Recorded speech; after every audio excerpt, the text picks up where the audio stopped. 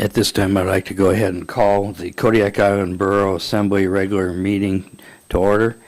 We are in the Assembly Chambers, and it is Thursday, July 18th, 2024, at 6:30 p.m. We'll have the invocation by Major Dave Davis of the Salvation Army, followed by the Pledge of Allegiance.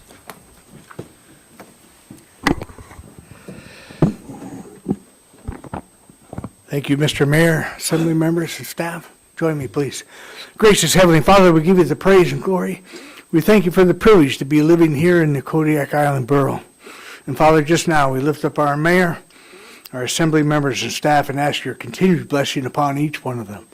And Father, may your blessings continue throughout the whole borough. Just now we give you the praise and glory. In Jesus' sacred name we pray, amen. Amen. I pledge allegiance to the flag of the United States of America and to the republic for which it stands, one nation, under God, indivisible, with liberty and justice for all.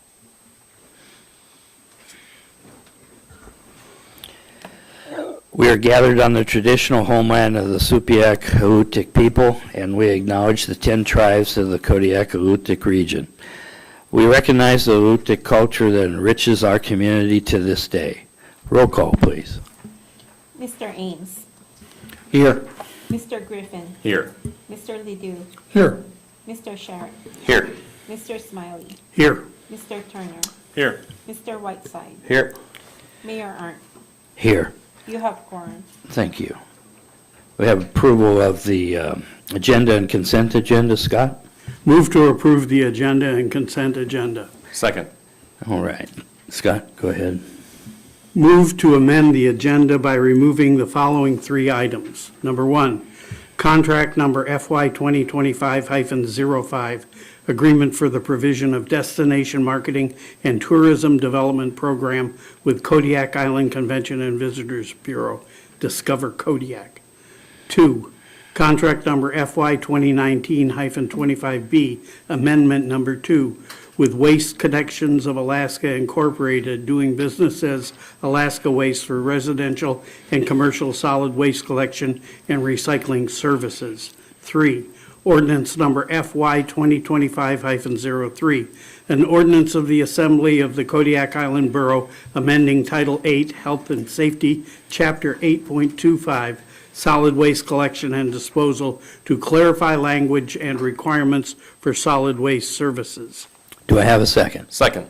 It's been moved and seconded. Staff report, Amy? Thank you, Mr. Mayor. Good evening, Assembly members.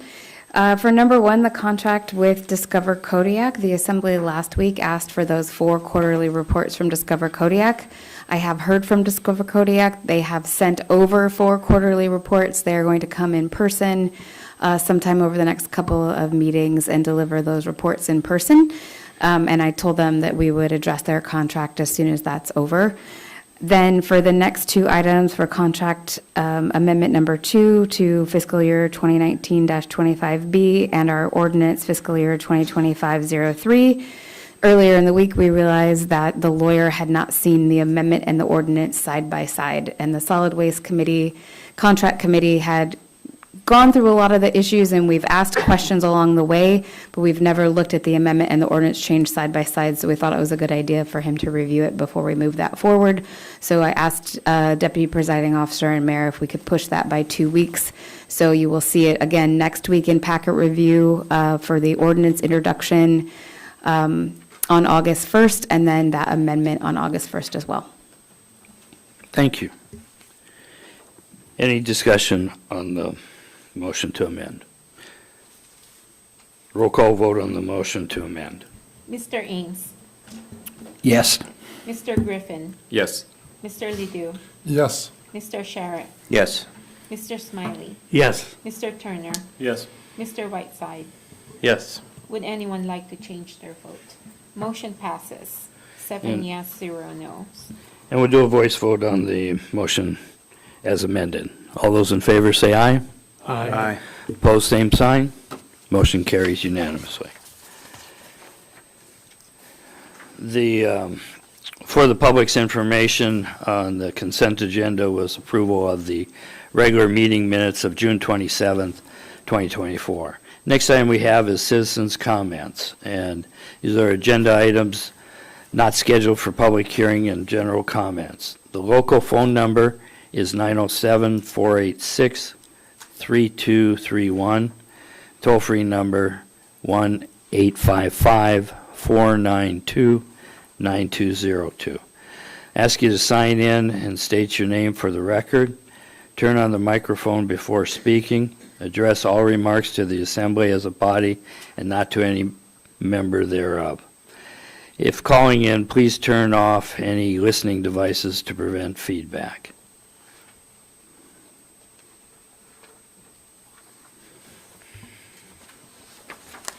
Go ahead. Good evening, Assembly members. My name is Coral Chernoff. I was coming here to object to the changes to the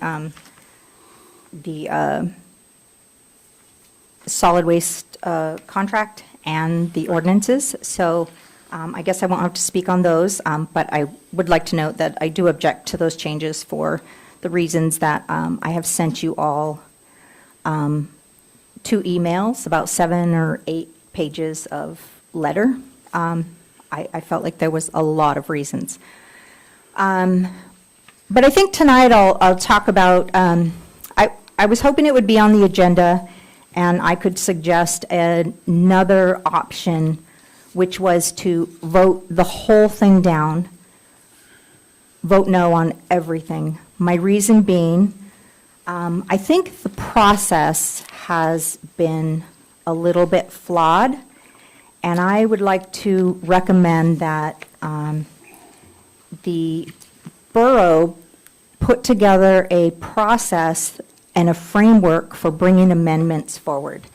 I sit on quite a few, I sit on 3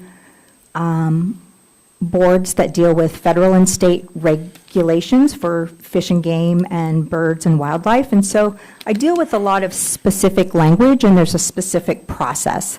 I would like this board to adopt a process that part of that framework is that you have a page for proposals. And that proposal has the, you pick a time frame for it, you do this once a year, or you can only do amendments to the contract in the first 2 years, or, you set some kind of a framework for this. And then you have a submittal, like what proposal are you submitting, who's submitting it, the reason for this submittal, and how it should read in contract form. And this is where I get to, I feel like was a big flaw in what happened here, is that Alaska Waste asked in short form what they wanted.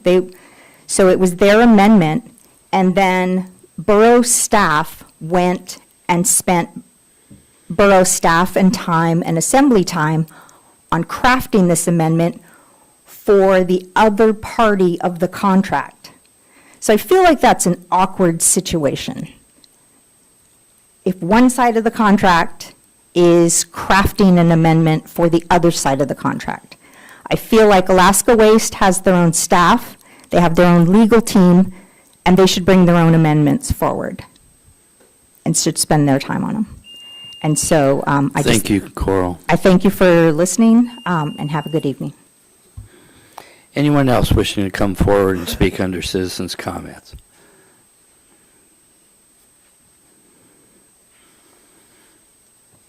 Hello, my name is Sandra West. Push the button. There we go. There you go. Ms. Stutz and I flipped a coin. So I'm here with, from Island Trails Network and the Kodiak Short Trail, which has nothing but good news. But before we go into that, I wanted to say thank you very much to Borough staff and all the work that they have done to work out at Sultry Cove and get that improvement out there. Still waiting for the state to pay anybody, but thank you to the borough and the staff for improving the island, going forth with that. And Island Trails Network had a successful completion of that contract. But I also want to talk about the Kodiak Short Trail a little bit. You may or may not know that we went really fast. We found a grant. We asked for $1.2 million to do 30% of the planning for a trail for active transportation from the city to Bell's Flats. Part of that is borough property at the end. We hired someone because we don't know we've not done a grant before, so we paid a company $25,000, and they have been helping us. And we believe that we have a very solid, strong grant application in. We were grateful to the city. We asked the city for match money. We weren't sure that we would have time, so we also asked the state, DOT, for match money, and bingo, everybody came forth. Also, I just want to say thank you to this community, because we got several local commitment letters for support. Like, if you get this grant, I'll give you $1,000 towards the match. So we have several of those, and it's really, I think that was what tipped the scale with the commissioner, that we have a lot of Kodiak support. So anyway, we are going forth. We are learning the process as we go, and I will come talk to you more about this.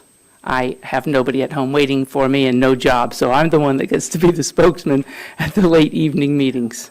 Thank you very much. Thank you, Sandra. Anyone else wishing to come forward and speak or call in, either way? Press the button. Oh, you took the pen. Oh, is that yours?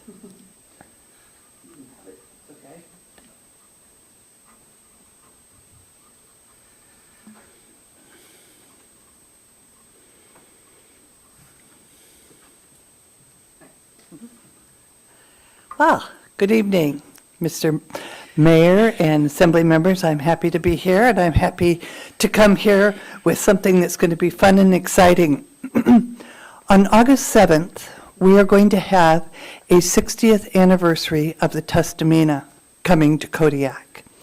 And it's going to be a community-wide anniversary. I was at the had a meeting with the chief of police this morning. He's agreed to shut down the streets around the ferry dock.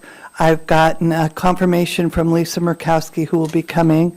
I've gotten a confirmation from DOT, both the commissioners, so you know those potholes that you've been talking about. This is your perfect opportunity to take him for a little spin into every pothole. I've got the individual who is overseeing the new Tustamina rebuild, or new construction, I should say.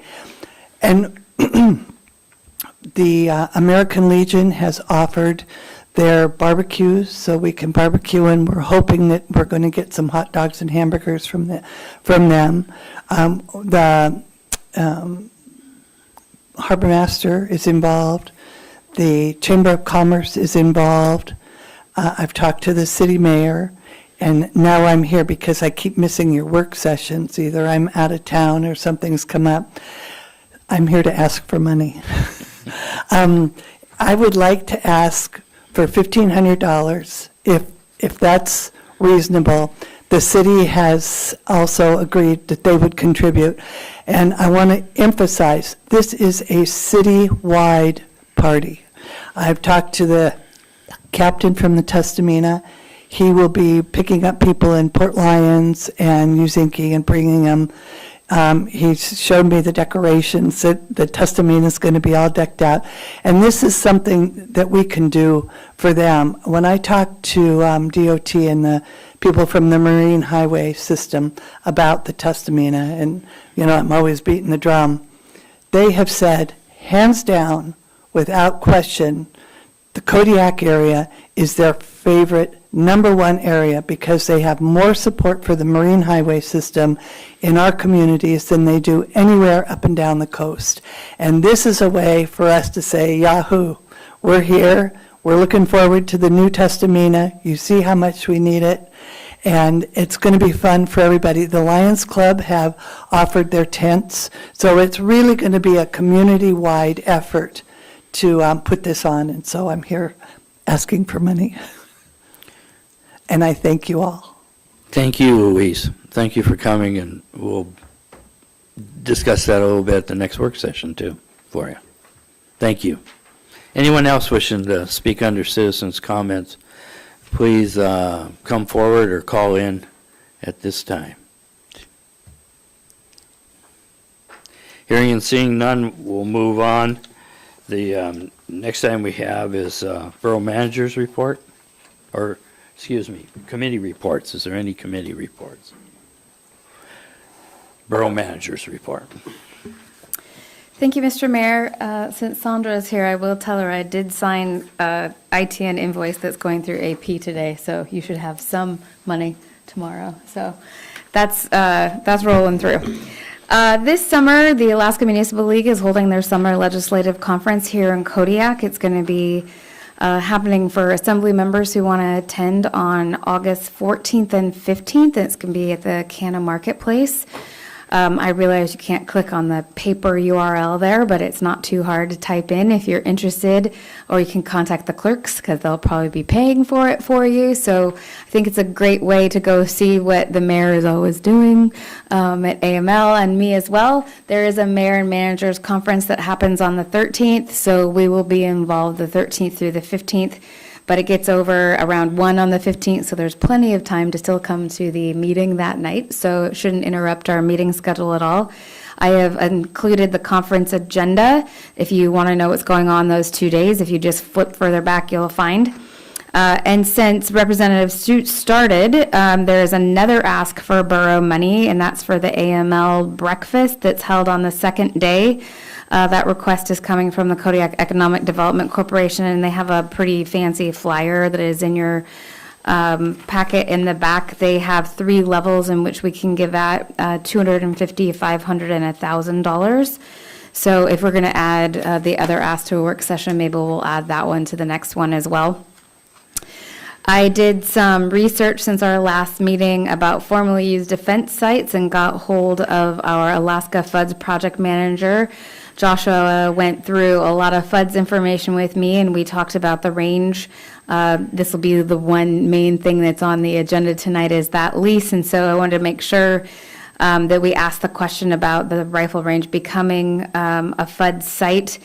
Because that site has been used as a rifle range after its transfer from the military, it automatically becomes ineligible because, as you guys discussed last week, you can't tell new lead from old lead. And so that they kind of wash their hands from that after it's been used as the same thing again. However, there are things out at Saloni Creek that might qualify as a FUD site. They actually went on a tour out there when they were here in February. There are some tanks that are questionable, and there's some old foundations back in the woods past the rifle range that might be future FUD sites. So they come here like 3 times a year, so they have a lot going on. And there's still something active online from a virtual presentation they did in 2021 for some FUD sites out at Swampy Acres. If you ever hike back there, you'll see a lot of the testing wells that they have put in place because of that. This is a short URL. It's like virtual boards, and you can click on them and get more information. It's really good if you want to learn more about that system and how they work in Kodiak. Another thing we talked about last week is how we can use our opioid class action settlement funds, which for us is Fund 273. Those rules, and there are a lot of them, and that what you're seeing in your packet is things that they can be used for. So there are page after page of things that they can be used for. So when we have the nonprofit discussion next week, you'll see that there's a lot of things that we can tie in. I spoke with the finance director about how we would make sure that we are doing our due diligence and making sure that those funds are used in the correct way, and we would most likely sign an MOA with whatever nonprofit you chose to give them to, saying that they would follow the directions that are in, that they would follow one of the listed items. So we make sure that the funds are getting used that way. I have told you a couple of times about Kodiak Area Leadership Institute that's happening on September 12th. Please let me know if you're interested in attending the fall forum. In community development, planning and zoning met last night. They hold a public hearing on a rezone, and they are going to recommend that that's approved. It'll get moved forward to the assembly. In assessing, they worked through all the hurdles of getting the 2024 valuation info live onto our maps.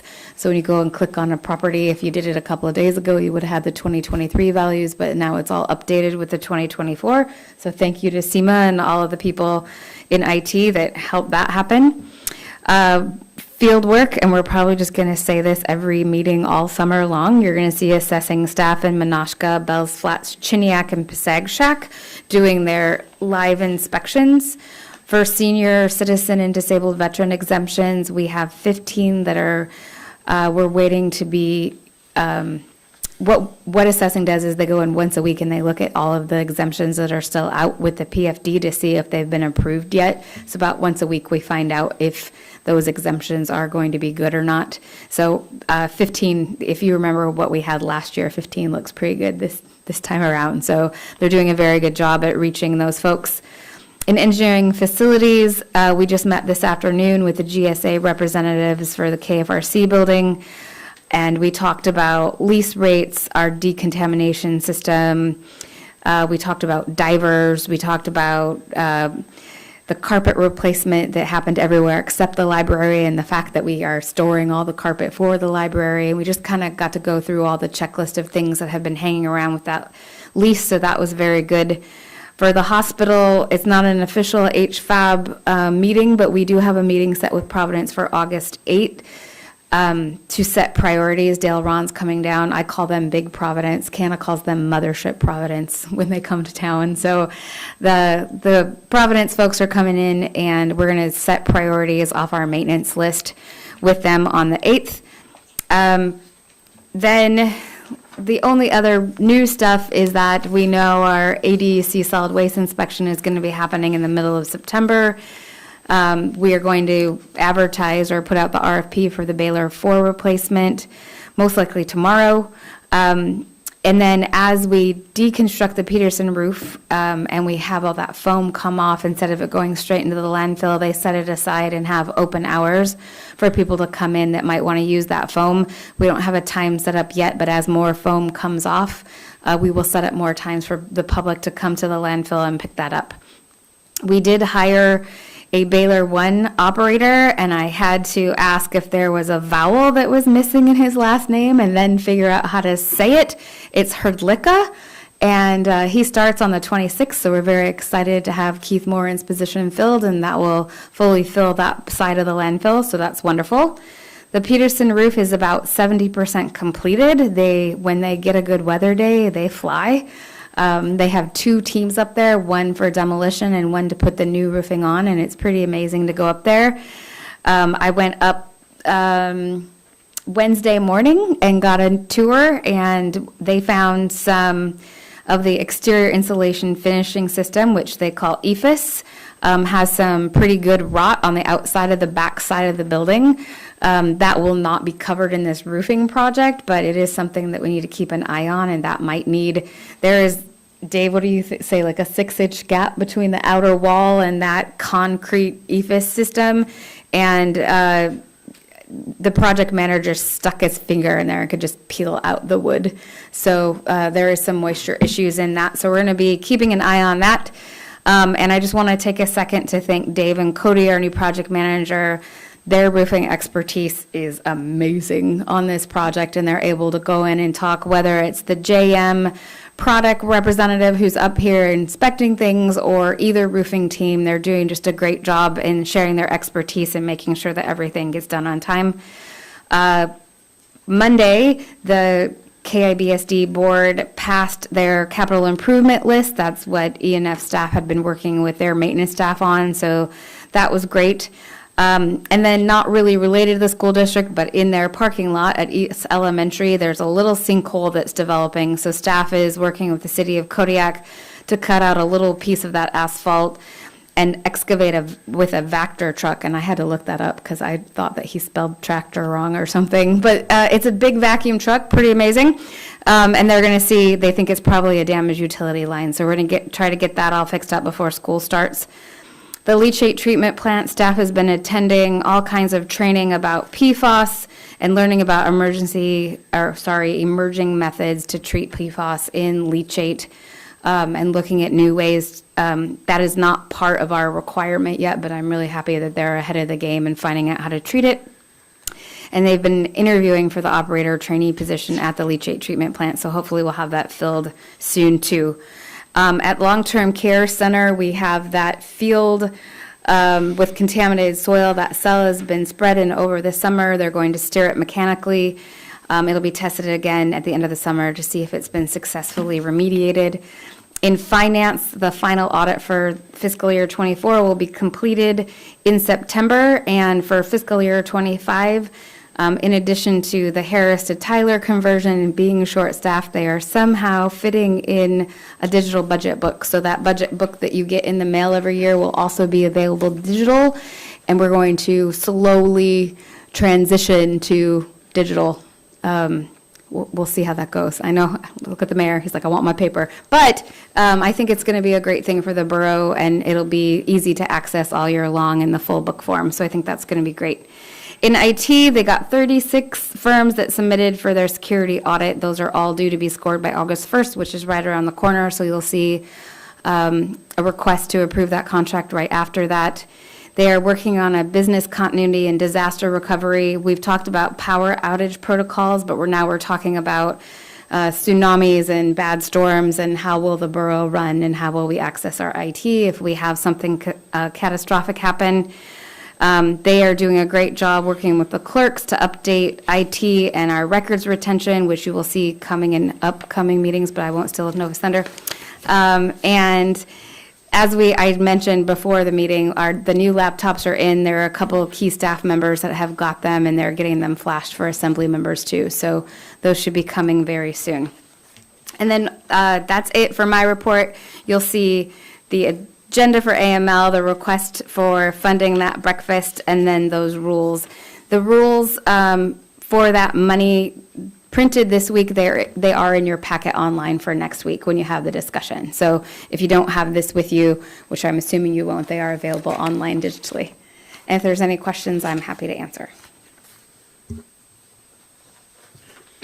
Any questions? Ryan? So I want to ask some questions about the initial declination of the formerly used defense site for the Saloni Creek Range. So this was a verbal conversation, or was there actually a written decision that was rendered? I have not gotten a written decision. He was on the site and saw it here in February.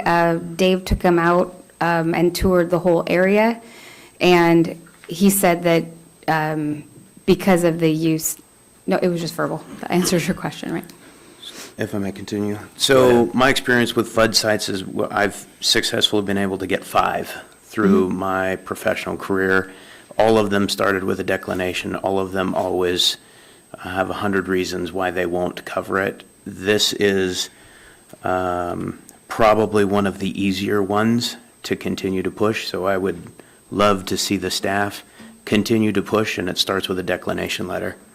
So that declination letter then gets escalated through a series of processes that happen within the Army Corps of Engineers. Once it gets to a certain point in the Army Corps of Engineers, then it goes to a legislative body for ultimate decision and governance. So I don't want the staff to become, I guess, disheartened about the initial declination. That this is a process, and I'd be more than happy to walk you guys through that process offline. Thank you. Anyone else with any questions? Bo?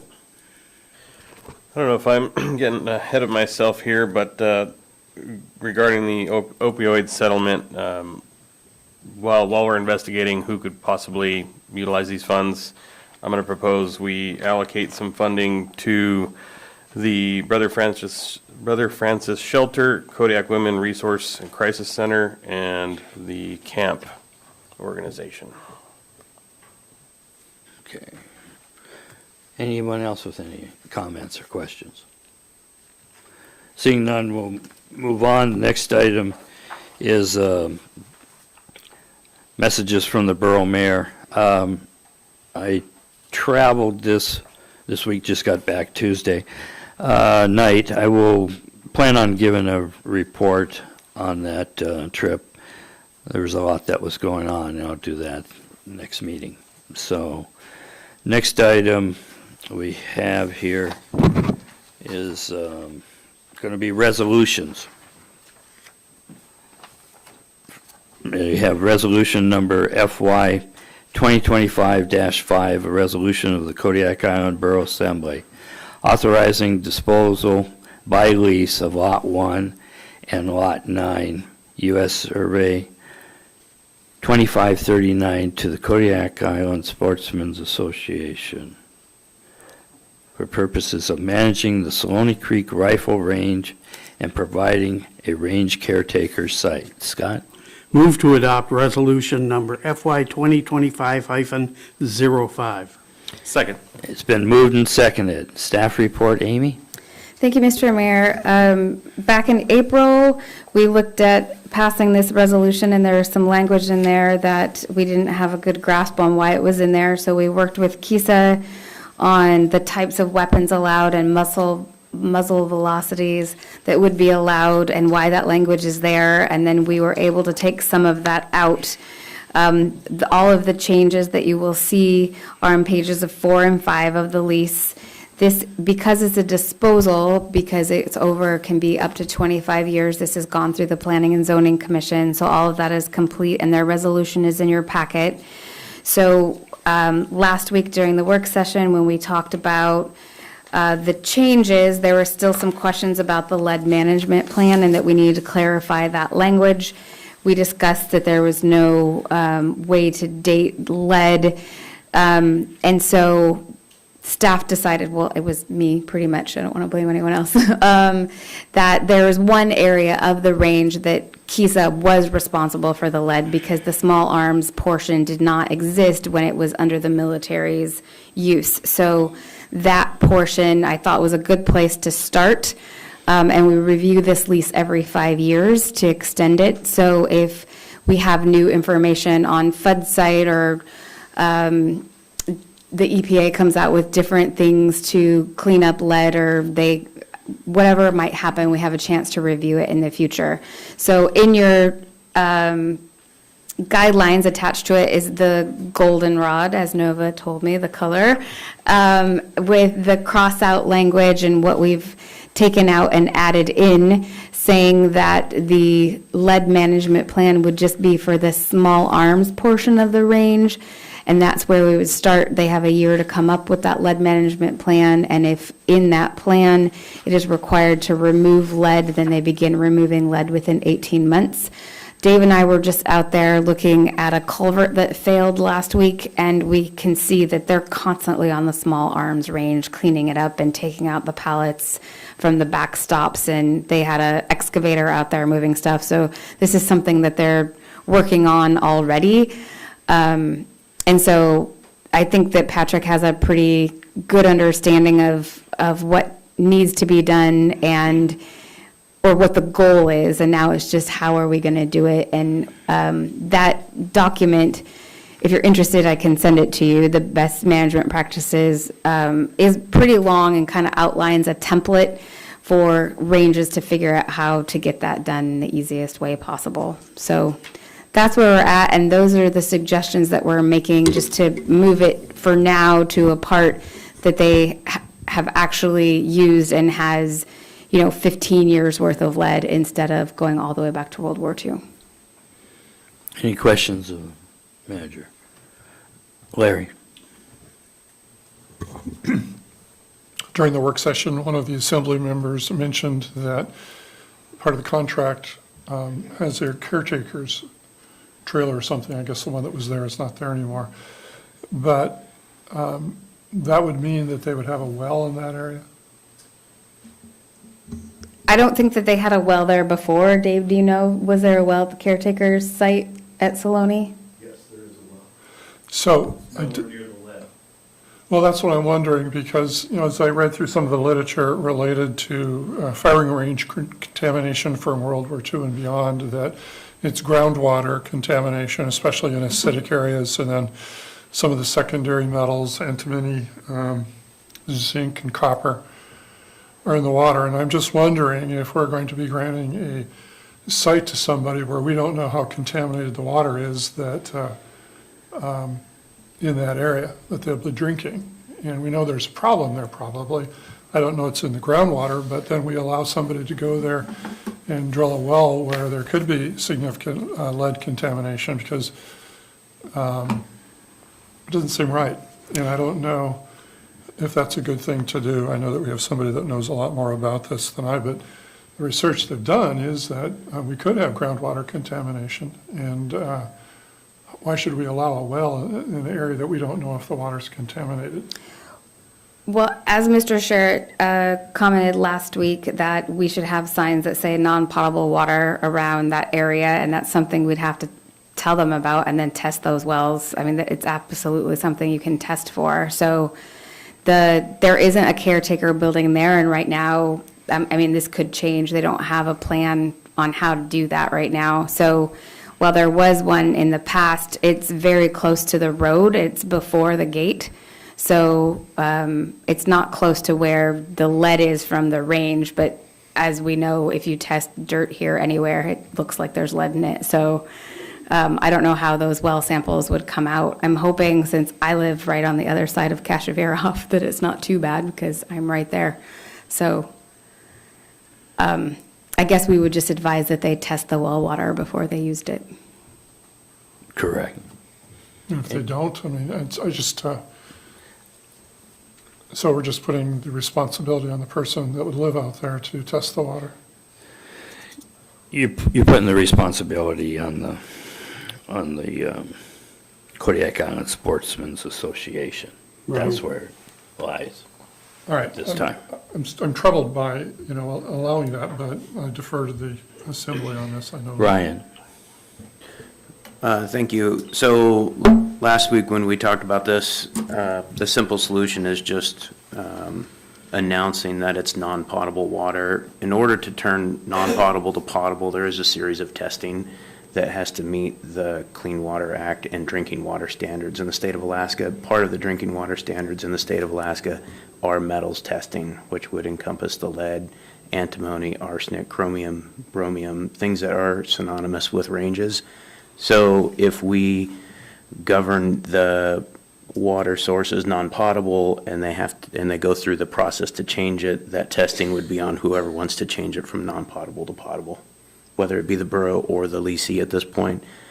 So just as long as, again, if we put signs up as a landowner, this is non-potable water, somebody wants to change it, they have to go through that process. So. Thank you.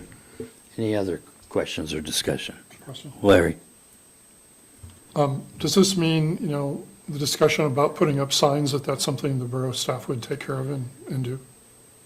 Yes, we have all kinds of sign requirements out there because Alaska Fish and Game help pay for the bridges and the culvert repairs. We're required to put up signs that say that those are salmon streams. And because we have a certain kind of grant that bought this back in 1990, they require different signage giving credit to where the money came from. So we're used to signs, absolutely. Any other questions or discussion? Okay. We have the motion in there. Some discussion. Roll call vote on the motion, please. Mr. Griffin. Yes. Mr. Ledoux. Yes. Mr. Sherritt. Yes. Mr. Smiley. Yes. Mr. Turner. Yes. Mr. Whiteside. Yes. Mr. Ames. Yes. Anyone would like to change their vote? Motion carried, 7-0.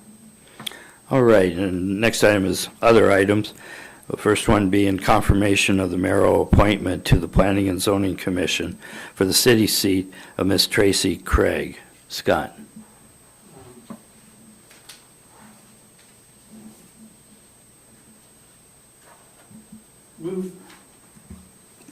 Move to confirm the mayoral appointment of Miss Tracy Craig to the Planning and Zoning Commission city seat for a term to expire December 31st, 2026. Second. It's been moved and seconded. Staff report, Nova?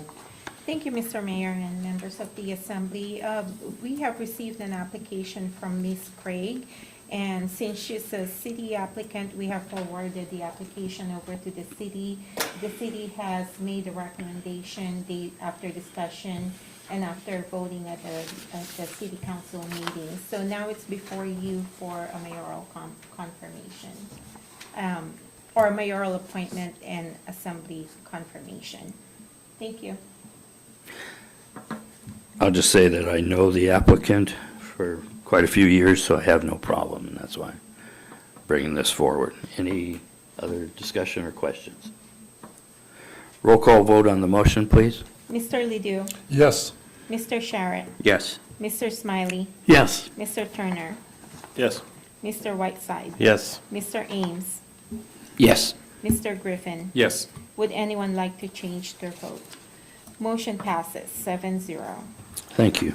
Next item is confirmation of mayoral appointment of one city representative and one borough representative from the Planning and Zoning Commission to the Borough Lands Committee.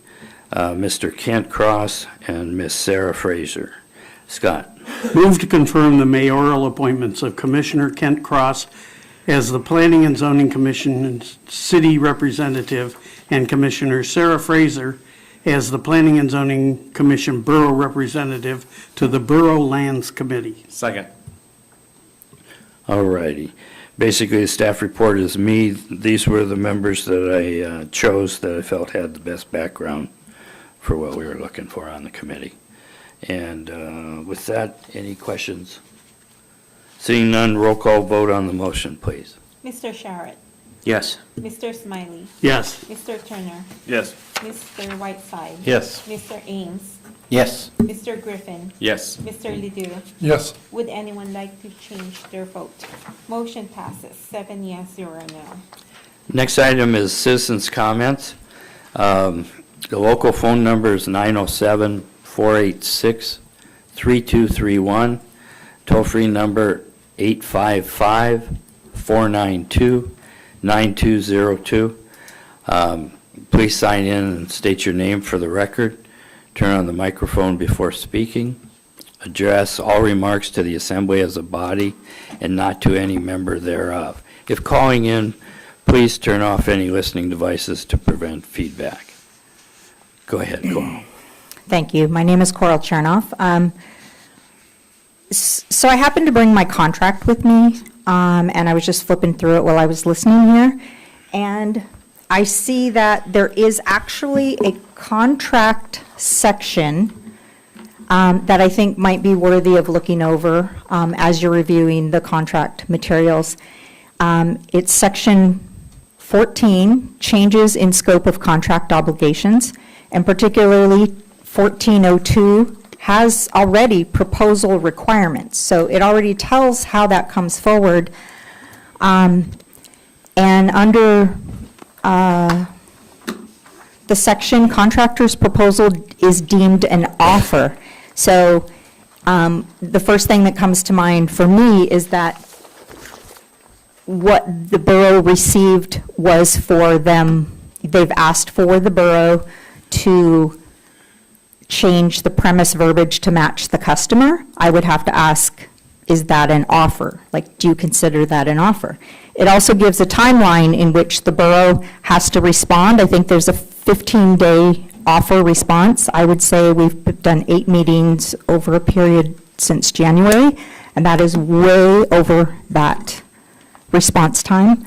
And then when the borough comes back with their recommendations or revisions or amendments to their offer, then they have 15 days, I think, to accept that. And so I would just like to say I've stated several, so that there is a process. And I have stated several times in meetings, and meetings concerning my own issues that I've had that still are not settled after 4 years. I have said the contract is pretty much 99.9% a great contract. The contractor has proposed, reviewed, accepted, and signed it. So that's the deal. The issue comes up, as you've seen all the amendments before you, is the process of how that is handled. The contractor is not following the contract. The borough is not supporting that that contract is being followed. And myself as a citizen, I don't know the process. I've spoke here before you, I've been in meetings with staff, I've been in meetings with the contractor, I've been in meetings with the manager. There's already process, and the contract outlines what we should do. So I just wanted to bring that up. Thank you, Coral. Thank you for your time. All right, next is Assembly member comments. Ryan?